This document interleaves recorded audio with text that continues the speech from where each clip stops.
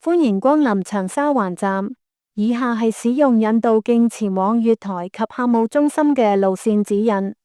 如要前往月台，請於閣下現時身處位置左轉，沿引導徑前行至第一個分叉口左轉，再前行至第二個分叉口左轉，然後沿引導徑一直前行，便可到達入閘機。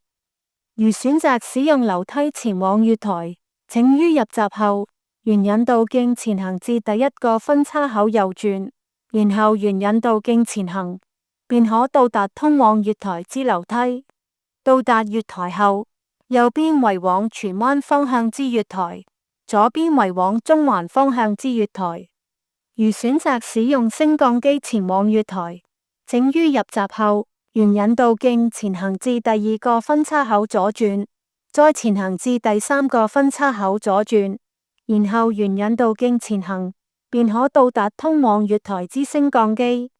到達月台後，右邊為往荃灣方向之月台，左邊為往中環方向之月台。